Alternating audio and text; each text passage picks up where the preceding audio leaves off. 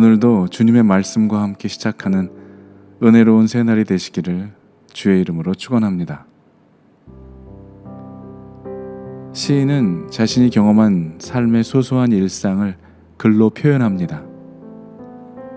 마찬가지로 뮤지션은 자신의 내면의 감정을 선율에 담아 표현하죠. 맛있는 것을 먹을 때, 그리고 경이로운 장면을 목격했을 때 자연스럽게 나오는 것이 감탄사입니다.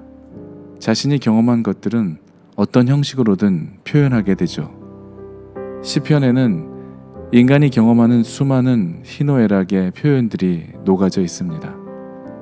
시편 기자는 144편에서 여호와 하나님을 이렇게 표현하고 있습니다.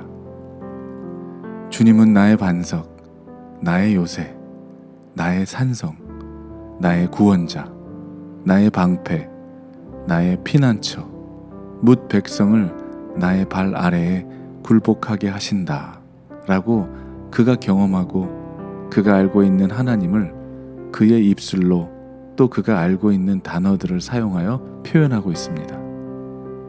여러분들에게 주님은 어떻게 표현되시는 분이십니까?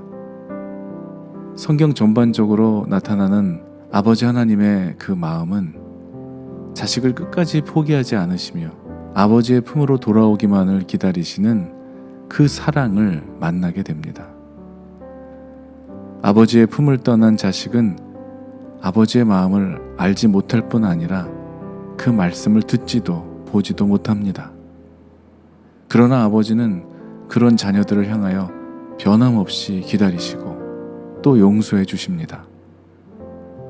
하나님의 사랑은 참으로 해석이 불가능한 사랑이지만 그 사랑으로 인해 결국 세상이 품지 못하고 세상이 답을 주지 못하는 잃어버린 자녀들이 아버지께로 돌아올 수 있는 은혜의 통로가 되는 것입니다.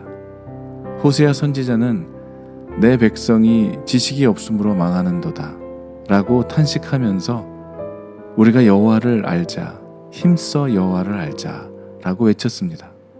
우리의 눈으로 겉으로 보기에 아무런 문제가 없는 것처럼 보이는 사람들도 그 안을 들여다보고 알아가게 되면 의외로 심각하고 어려운 문제로 힘들어하는 사람들이 있음을 알게 됩니다.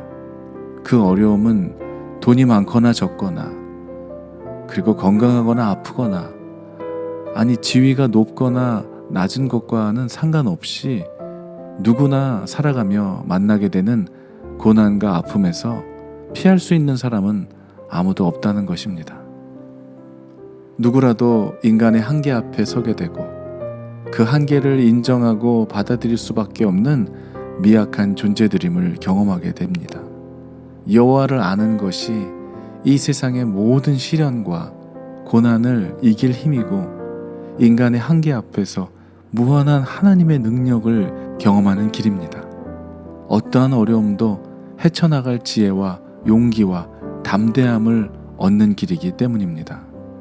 경험한 것은 표현할 수 있으며 표현할 수 없다면 경험하지 못한 것일 수 있습니다. 사랑하는 여러분, 지금 가장 아프고 힘들고 해결하기 힘든 문제 앞에 있습니까? 주님은 그 문제와 아픔을 가지고 주님께로 나와 주님을 만나기를 원하십니다.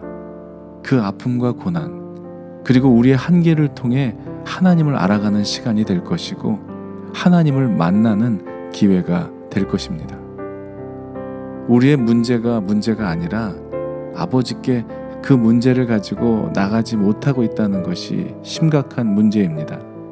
아버지의 마음을 알았다면 아버지가 그 자식을 어떻게 생각하고 계시며 그 자식에게 세상이 줄 수 없는 일을 해줄 수 있는 유일한 분이시란 걸 알았다면, 그리고 우리는 떠났어도 아버지는 한 번도 나를 떠난 적이 없었다는 것을 알았더라면 어둠에서 길을 잃고 헤매이지도, 낯선 곳에서 방황하지도, 견디기 힘든 무거운 짐을 혼자 지고 살아가지도 않았을 것입니다.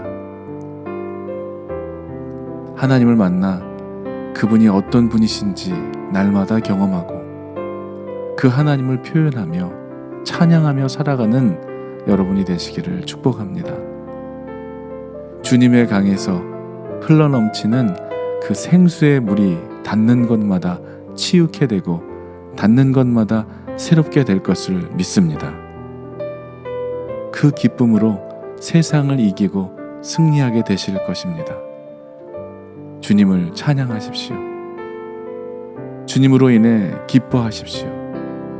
오늘도 주님의 보좌로부터 흘러넘치는 생수의 강으로 여러분들을 초대합니다. 그리고 여호와 하나님을 알기에 힘쓰는 삶이 되시기를 간절히 기도합니다. 그러므로 우리가 여호와를 알자. 힘써 여호와를 알자. 그의 나타나심은 새벽 빛같이 어김없나니 비와 같이 땅을 적시는 늦은 비와 같이 우리에게 임하시리라 하니라. 아멘.